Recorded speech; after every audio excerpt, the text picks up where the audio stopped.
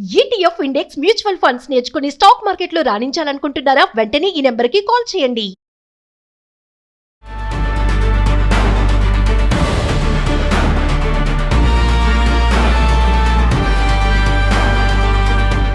నమస్తే, welcome to Suman TV. Present మనతో పాటు ఉన్నారు పబ్లిక్ స్పీకర్ రజనీ రమ గారు. నమస్తే మేడం. నమస్తే నవీన.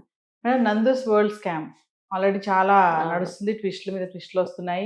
అసలు ఆమె చేసే వీడియోలు కానీ మరి మీరు చూసారో లేదో, చాలా గమ్మత్తుగా ఉంటే బాగా మాట్లాడుతుంది. ఆ టోన్ కూడా చాలా బాగుంటుంది. ఫ్యామిలీ మొత్తం కూడా వాళ్ళ జనరల్ రొటీన్ గా ఉన్నటువంటి వర్క్స్ ని వీడియోలుగా చేసి ఇన్స్టా పెట్టడం, మంచి ఫాలోవర్స్, రీసెంట్ గా మూవీలో కూడా రావడం కూడా జరిగింది. అయితే ఇప్పుడు స్కామ్ చేశారు, ఏదైతే వీసా స్పాన్సర్షిప్ స్కామ్ ఉందో దాని మీద స్కామ్ లో ఉన్నారన్నారు. ఇప్పుడు దానికి బోర్డ్ ఆఫ్ డైరెక్టర్స్ ఎవరు అంటే, ట్విస్ట్ ఏంటంటే వీళ్ళ మదర్, రమానందన్ మదరు, మధుకర్ మదర్ అంట. ఇక మెయిన్ ఆపరేషన్స్ అన్ని చూసేది ఎవరు అంటే మధుకర్ వాళ్ళ ఫాదర్ మోహన్ రావు గారు. మరి ఒక్కసారి దీని నుంచి మన వాళ్ళు ఎవరైతే మరి అబ్రాడ్ వెళ్ళిపోవాలి, అక్కడ సెటిల్ అవ్వాలి, అంటే ఇంకా తెలిసిన వాళ్ళ ద్వారా వెళ్ళాలని చాలా మంది ప్రయత్నాలు చేస్తూ ఉంటారు. మరి ఈ నందు స్కామ్ నుంచి మనం ఏం తెలుసుకోవాలంటారు? ఒక్కసారి మాట్లాడు. ఇది చాలా పకడ్బందీగా తయారు చేసుకున్న వ్యాపారం. వాళ్ళు ఇక్కడి నుంచి పేరెంట్స్ చేయడము, వాళ్ళు అక్కడి నుంచి సూచనలు ఇవ్వడము, డబ్బు కలెక్ట్ చేయడము, వీళ్ళని ఇక్కడి నుంచి అక్కడికి రవాణా, ఇదంతా కూడా ఒక బెల్ట్, ఒక టీమ్ లాగా చేసుకున్నారు. ఓకే, బయట వాళ్ళకి అంటే మనమే ఎంప్లాయ్మెంట్ చేసుకుందాం అన్న ఉద్దేశంతో వ్యాపారం అనేది స్టార్ట్ చేసి ఉండొచ్చు. ఏమవుతుందంటే ఇక్కడ వాళ్ళు కూడా పెద్దవాళ్ళు అయి ఉంటారు కదా, వాళ్ళ మీద ఇటువంటి భారాన్ని పెట్టినప్పుడు ఒక సెర్టైన్ స్టేజ్ వరకు ఓకే నడుస్తుంది. ఆ తర్వాత ఏదైనా రిఫరికేషన్స్ వస్తే హౌ టు ఫేస్ అనేది వాళ్ళకి అర్థం కాకుండా పోతుంది. ఎందుకంటే అక్కడ రూల్స్ అండ్ రెగ్యులేషన్స్ వేరుంటాయి, పద్ధతులు వేరుంటాయి, ఇక్కడ వేరుంటాయి. ఇక్కడ నుంచి అక్కడికి వెళ్ళిన స్టూడెంట్స్ తీసుకొచ్చిన ఎలిగేషన్ పెట్టిన కేసుల వల్ల కదా వీళ్ళందరూ బయటకు వచ్చారు. వచ్చినప్పుడు మరి ఇది ఖచ్చితంగా యూకే గవర్నమెంట్కి కనెక్టింగ్గా జరుగుతూ ఉంటాయి కొన్ని విషయాలు. ఇప్పుడు అక్కడ లాయర్స్ కూడా ప్రొసీడ్ అవుతున్నారు. మరి ఇక్కడి నుంచి వెళ్ళిన వాళ్ళకి వాళ్ళు సపోర్ట్ ఇస్తాము, మీరు మా షెల్టర్ ఇస్తాము, మేము జాబ్ ప్రొవైడ్ చేస్తాము, మీరేం బాధపడద్దని వాళ్ళు ఆశ్రయం ఇస్తుంటే, మన వాళ్ళని చెప్పి నమ్మి వెళితే ఇలాగా గొంతు కోసినట్టు చేయటం ఏం పని? డబ్బు ముందు ఏం కనపడదా? అంటే నువ్వు చేసుకో, నీ తెలివితేటలను ఉపయోగించి, నీ స్కిల్స్ ఉపయోగించి నువ్వు పైకి రావచ్చు, ఎవరైనా రావచ్చు. అది ఎవరబ్బ సొమ్ము కాదు, అది తెలివితేటలు ఎవడబ్బ సొమ్ము కాదు.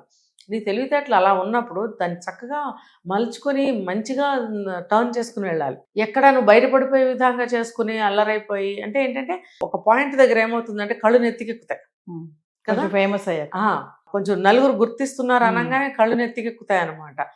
అంటే కొంచెం గర్వం వస్తుంది, కొంచెం ఆనందం, సంతోషంతో, ఒళ్ళు తెలియనితనంతో ఏం చేస్తారంటే స్పీడప్ చేసుకుని ముందుకెళ్ళినప్పుడు అక్కడ వాళ్ళకి లోటుపాట్లు కనపడవు. ఇంకా ఏమవుతుందిలే అన్నట్టు ముందుకెళ్ళిపోతారు.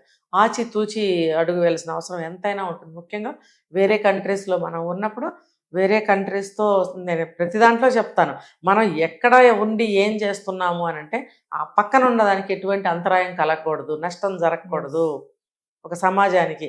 అది అక్కడ సమాజమే కదా, ఇక్కడ సమాజానికి కూడా నువ్వు చెడు చేసావు కదా, ఇప్పుడు అక్కడ సమాజంలో నువ్వు చెడ్డయ్యావు కదా, మరి నీకు అక్కడ చెడ్డ పేరే కదా. మరి అక్కడ కూడా వెళ్ళి ఇక్కడ వాళ్ళు ఏదో కేసు పెట్టారని మనం విన్నాం స్టూడెంట్స్. మరి నువ్వు అక్కడ నష్టం చేకూర్చావు. మన వాళ్ళని నమ్మి నిన్ను ఇక్కడ ఇంత డబ్బు పెట్టి పంపిస్తే ఏం చేసావు? నువ్వు నడి రోడ్లో వదిలేసి నానా బాధలో పడ్డారు వాళ్ళు. మీ దారి మీరు చూసుకోండి అన్నావు. అలాంటప్పుడు వాళ్ళని డబ్బు కోసమైనా నువ్వు లాగింది గాలం వేసి. మరి ఇక్కడ పెద్దవాళ్ళు వీళ్ళు డబ్బు కలెక్ట్ చేయడము, వీళ్ళు ఉంటాయి కదా, వీళ్ళ అంతా కూడా అదంతా వీళ్ళు నడిపిస్తున్నారు. అంటే ఏంటంటే నీకేం పర్వాలేదు నాన్న, మేము చూసుకుంటాం, జస్ట్ నువ్వు ఈ పనే చేయని తండ్రికి చెప్పుకుంటారు. ఈయన పెద్ద ఆయన మనం అనాల్సిన అవసరం లేదు. ఇదే జస్ట్ ఒక ఎంప్లాయీ లాగా, ఒక తండ్రిలాగా వాళ్ళకి సహాయం చేశారు. ఇండియాలో ఖాళీగా కూర్చోవడం ఎందుకన్నట్టు. ఇప్పుడు ఏవన్నా ఆయనే అయిపోయాడు, ఏవన్నా ఆయనే అవుతాడు. ఎందుకంటే త్రూ ఆయన జరిగింది కదా. అప్పుడు నేనేం చిన్నపిల్లవాడిని, లేకపోతే నాకు చదువు లేదు అంటే నడవదు. ఇక్కడ చదువు లేకపోయినా పెద్ద ఆయనవి కాబట్టి మీకు వస్తుంది ఈ ప్రాబ్లం. ఏదైనా సరే మనము ఉన్న చోట సాధించాలి నవీన. అవకాశాలు ఉన్నాయి అని అంటే గో హెడ్, నో ప్రాబ్లం.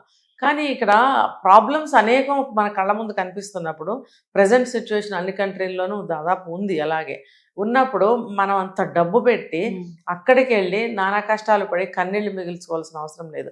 అంత డబ్బు మనం ఇన్వెస్ట్ చేసినట్టయితే ఇక్కడ మన డెవలప్మెంట్ ఎంతో బాగానే ఉంటుంది. అంటే దానికి తగిన ఉపాయాలు, దానికి తగ్గ తెలివితేటలు, మన స్కిల్స్ చూపించుకుని ఇక్కడే మనం ఒక స్టేజ్కి వెళ్ళొచ్చు, మనం నిరూపించుకోవచ్చు. వాళ్ళు అనుకుని ఉండొచ్చా మేడం, మేము ఎక్కడో ఉండి చేసుకుంటున్నాం కదా, ఇది బయటికి రాదులే, ఎవరు కనిపెట్టలేరులే అని అనుకుండొచ్చా? అంత ధీమాగా ఆవిడ వీడియోలు చేస్తూ అంత అలా చేస్తూ మరి ఇంత బ్యాక్గ్రౌండ్ లో ఇంత స్కామ్ నడిపిస్తూ ఉందంటే మేబీ అట్లా అంటే అట్లా అనుకోలేకపోవచ్చు. ఎందుకనంటే ఇక్కడ ఇండియాలో వీళ్ళు చేసినా కూడా వాళ్ళ ఫాదర్ వాళ్ళు, నువ్వు ఎక్కడికి చేస్తున్నావు, ఎందుకు చేస్తున్నావు, ఎవరికి చేస్తున్నావు అనే దాని మీద ఆధారపడే కదా ఈయన ఇక్కడ ఈ పని చేస్తున్నారు. అలాంటప్పుడు ఇది తెలియదులేని ఎలా అనుకుంటుంది ఆవిడ?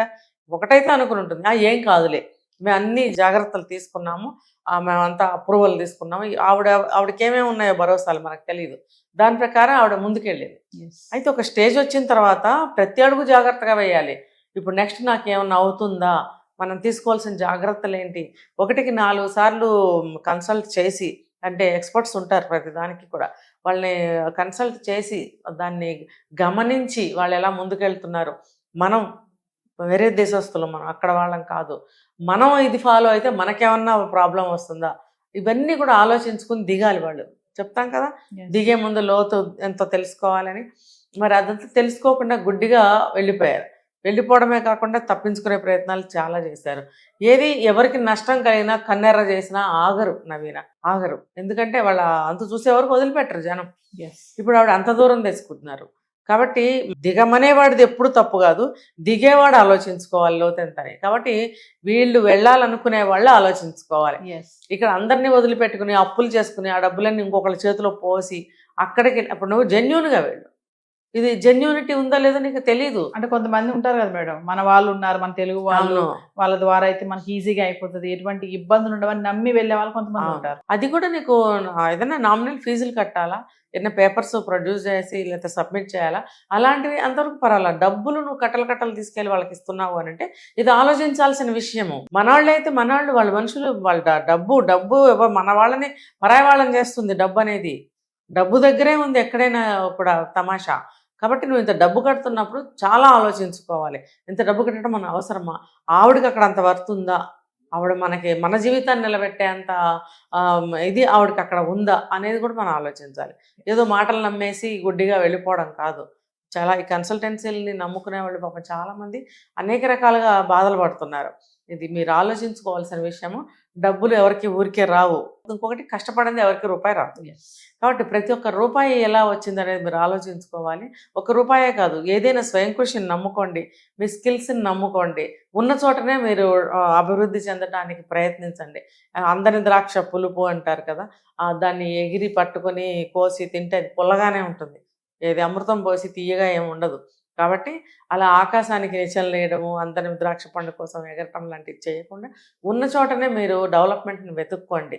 వాళ్ళ చేతిలో పోసారు, లక్షలు పోయినాయి కదా, ఆ లక్షలు పెడితే నువ్వు ఇక్కడ ఏదైనా చేసుకోగలిగేవాడు కదా. కాబట్టి ఇక మీదటైనా ఈ కేసు ఒకటే కాదు, ఎవరు ఎక్కడికి వెళ్ళాలన్నా, డబ్బులు ఖర్చు పెట్టాలన్నా, రిస్క్ ఫేస్ చేయాలన్నా, ప్రయాణాలు ఇవన్నీ కష్టమే, ఇవన్నీ బాగా ఆలోచించుకోవాలి. దానికి ఈజ్ ఈక్వల్ టు ఉన్న చోటనే మీరు సాధించండి.